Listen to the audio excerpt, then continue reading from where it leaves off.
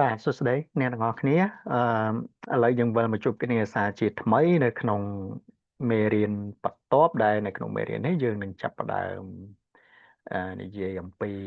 React.js អញ្ចឹងកាលពីសប្តាហ៍មុនបានន័យថាអ្នកទាំងអស់គ្នាបានរៀនជាមួយនឹង Basic JavaScript មួយចំនួនដោយអ្នកទាំងអស់គ្នាស្គាល់ស្អីគេទៅ variable ស្គាល់ស្អីគេទៅអឺ data type ស្គាល់អីគេទៅparameter operator ណាប្រមាណវិធីនេះវាមានប្រមាណវិធីបេក្ខនិតប្រមាណវិធីប្រៀបធៀបមានប្រមាណវិធីតក្កៈបាទ bitwise operator ផ្សេងហើយបន្តមកទៀតអ្នកទាំងអស់គ្នាចាប់ផ្ដើមចូលទៅដល់ការសិក្សាលក្ខខណ្ឌ if else statement យើងនិយាយអំពី function យើងនិយាយអំពី loop ផ្សេងជាដើមណាអញ្ចឹងអ្នកទាំងអស់គ្នាមាន basic ហ្នឹងហើយបានយើងចូលមកដល់ការប្រើប្រាស់នៅ React.js អញ្ចឹងសម្រាប់ React.js នេះវាជាផ្នែកមួយនៃ front end web development មានន័យថាវាជា technology មួយដែលអ្នកទាំងអស់គ្នាអាចប្រើវាដើម្បីយកទៅ develop ផ្នែក front end របស់យើងណាអូខេអញ្ចឹងដើម្បីយើងអាចសិក្សាពី component របស់វាបាន React.js នោះបានតោះឥឡូវយើងទៅមើលចំណុចបន្តរបស់វាអូខេអញ្ចឹងខ្ញុំមានណែនាំនៅវីដេអូបន្តដែលអ្នកនរគ្នាអាចចូលទៅរៀននៅក្នុង channel YouTube មួយខ្ញុំឃើញល្អមែនតើអាចទៅរៀនបន្ថែមណាទៅរៀនបន្ថែមពី channel របស់គាត់ហើយអាចថាអ្នកនរគ្នាស្វ័យសិក្សាបន្ថែមណាក្រៅពីអ្វីដែលខ្ញុំបានបរៀនចានៅក្នុងហ្នឹងយើងមាន4ឬក៏5 question 6 question ដើម្បីអាចឲ្យអ្នកទាំងអស់គ្នាជាការដោះស្មារតីមួយថាតើ React.js ហ្នឹងវាមានស្អីគេខ្លះអញ្ចឹងចំណុចទី1នេះបានន័យថាតើ file React.js ហើយជាមួយនឹង file JS របស់យើងធម្មតាហ្នឹង file គឺ file JavaScript ហ្នឹងខុសគ្នាចឹង React.js file របស់វាគឺ file JSX ណា extension របស់វាចំណាំវាចឹង React.js file extension របស់វាគឺ JSX ដល់ពេល JavaScript ធម្មតាគឺ .js ខុសគ្នានៅកន្លែងចឹងនៅក្នុង syntax why we cannot use attribute class but instead of name class name ចឹងនៅក្នុងReact.js JSX នេះគឺសំដៅទៅលើ React.js សួរថាតើហេតុអីបានជាយើងមិនអាចប្រើប្រាស់ attribute class អូខេតែជំនួសដោយ class name វិញនេះកន្លែងទៅនេះជាចំណុចមួយសំខាន់ណាអញ្ចឹងសង្ឃឹមអ្នកនរគ្នាស្គាល់ហើយណាតើទៅមក attribute class អញ្ចឹង class ឈ្មោះ class ហ្នឹងគេដែលគេសំដៅទៅលើ attribute មួយគឺ class អូខេ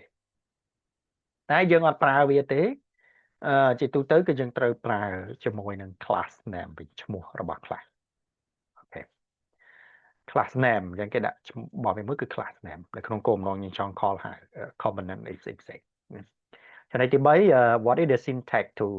include some JS expression in JSX code display data dynamically អញ្ចឹង syntax របស់វាដែលយើងត្រូវបញ្ចូល JavaScript ខ្លះចូលទៅក្នុង JSX មានន័យថាយកអ្វីដែលអ្នកនរគ្នារៀននៅក្នុង basic JavaScript របស់អ្នកនរគ្នានឹងរុញចូលទៅខាងក្នុង file React.js របស់យើង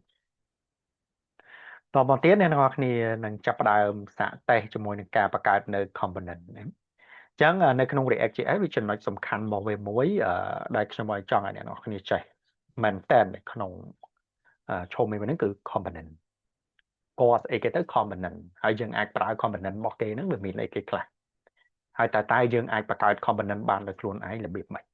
ណាអាហ្នឹងគឺជាចំណុចមួយដែលសំខាន់មែនតើសំណួរទី5 also create a new component នេះកន្លែងហ្នឹងដែលខ្ញុំបាននិយាយមិញមានន័យថាយើងសាកបង្កើត component មួយដោយខ្លួនឯងដែលយើងអត់ប្រើប្រាស់ component របស់គេអូខេចំណុចទី6 final អ្នកនរគ្នាសាកបង្កើតនៅ React.js មួយអញ្ចឹងដើម្បីអាចបង្កើតនៅ React.js បានអ្នកទាំងអស់គ្នាទី1គឺត្រូវ install Node.js npm ហ្នឹងគឺ Node.js ចឹងអ្នកទាំងអស់គ្នាអាចទៅ official website របស់ Node.js ចឹងយើងអាចបាយពាក្យថា Node.js នេះចូលទៅហើយ download install វា install file node របស់អ្នកទាំងអស់គ្នាចូលទៅបន្ទាប់ពីអ្នកទាំងអស់គ្នា install ហើយអ្នកទាំងអស់គ្នាអាចចូលទៅ terminal ឬក៏នៅក្នុង command prompt ในក្នុង command prompt ហើយអ្នកនរអគ្នាសាក type type ពាក្យថា npm ណា npm អញ្ចឹងម្ដងទៀតអ្នកនរគ្នាអាច type ពាក្យថា npm អញ្ចឹងបើសិនជាយើង type មក npm ចេញមកអញ្ចឹង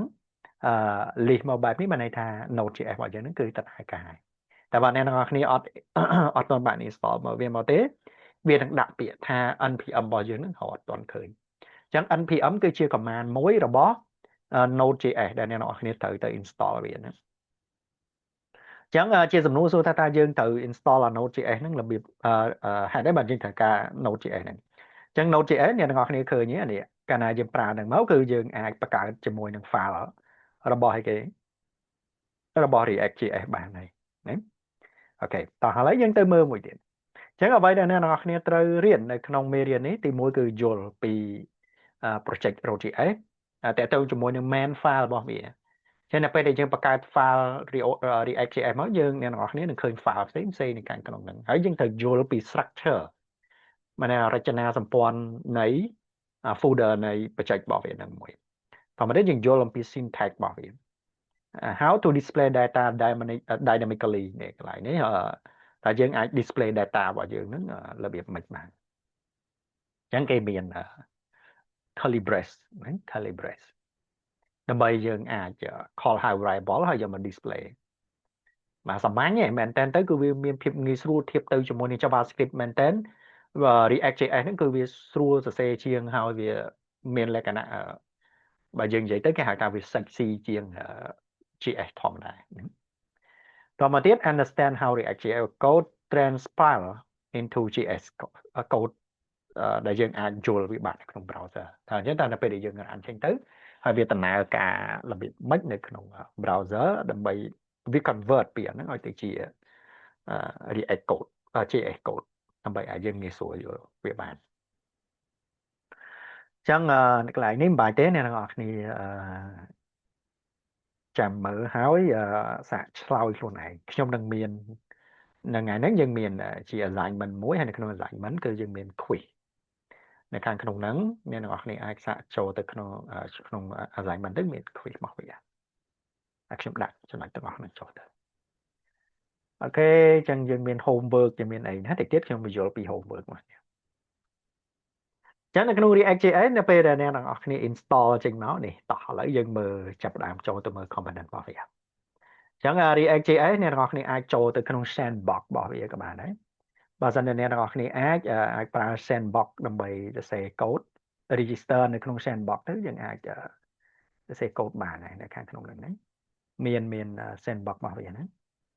អូខេអញ្ចឹងអាចចាំចូលទៅក្នុង website នេះអញ្ចឹងនៅពេលដែលយើងចុចចូលមកនៅក្នុង link ដែលលោកគ្រូឲ្យមុនហ្នឹងវានឹង compile ជាមួយនឹង React.js code របស់យើងអញ្ចឹងយើងមើលទៅគឺ very simple មែនទេមកន័យថានៅពេលដែលយើងចង់ run ឬក៏យើងចង់ display អីមួយគឺ very very simple ណានៅពេលដែលយើងខកឲ្យវាអញ្ចឹងនៅពេលអ្នកនរគ្នាចូលមកនេះអ្នកនរគ្នាឃើញមាន component របស់វាអានេះនៅក្នុង sandbox គឺវាមាន set up មកអញ្ចឹងណា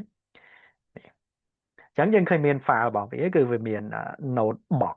notebox នេះអានេះគឺសំដៅទៅលើឈ្មោះ folder នៃបច្ចេកហើយវាមាន file មួយទៀតគឺ package.json អានេះគឺ file អីគេអានេះគឺវា store ទុកជាមួយនឹងlibrary ហើយនឹង version នៃ React.js ដែលយើងកំពុងតែប្រើណាអូខេអញ្ចឹងនៅខាងក្នុងនេះវាមាន file .app.jsx អញ្ចឹងយើងមើល app.jsx នេះគេហៅ root ហ្នឹងគឺសំដៅទៅលើគេ root ហ្នឹងគឺសំដៅទៅលើឈ្មោះ main app របស់វាអញ្ចឹងដល់ពេលដែលវា run គឺវានឹងចាប់ផ្ដើមទាញចេញពី root file ហ្នឹងចេញមកណាទាញចេញពី root file របស់យើងនឹងចេញមកអូខេបន្ទាប់មកទៀតយើងឃើញមានពាក្យ index.cs អញ្ចឹងនៅក្នុង index.cs នេះបានន័យថាកន្លែងដែលយើងត្រូវទៅស្អីគេស្អីគេស្អី style របស់យើងនោះត្រូវគេអូខេអញ្ចឹងយើងសេធម្មតាអូខេយើងសេវាធម្មតាតមកទៀតយើងមាន index.html index.html អាហ្នឹងគឺយើងកុំប៉ះវាយើងគាត់ដាក់វាចោលអញ្ចឹងទៅតោះណាយើងកុំប៉ះពណ៌វាយើងទុកវាចោលប៉ុន្តែនៅក្នុងករណីខ្លះគេលួយើងត្រូវការ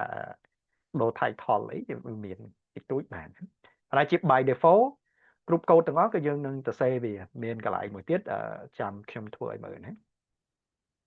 តមកទៀតនេះគឺកន្លែងដែលយើងត្រូវទៅសេ code JavaScript របស់យើងធម្មតាបាទណាអញ្ចឹងនេះ.js នេះអានេះគឺសំដៅទៅលើ file JavaScript .jsx នេះគឺសំដៅទៅលើ file អឺ React.js អញ្ចឹងដល់ពេលដែលយើងទៅសេ code គឺយើងត្រូវទៅសេ code ដាក់នៅខាងក្នុង file React.js ណា React.js គឺ .js អញ្ចឹងឧបមាអ្នកទាំងអស់គ្នាឃើញនៅកន្លែងនេះអ្នកទាំងអស់គ្នាឃើញចានៅក្នុង folder របស់យើងអ្នកទាំងអស់គ្នាឃើញមាននៅកន្លែងនេះមួយនៅក្នុង file index របស់យើងអញ្ចឹងដល់ពេលដែលអ្នកទាំងអស់គ្នាចូលមកនៅក្នុង file index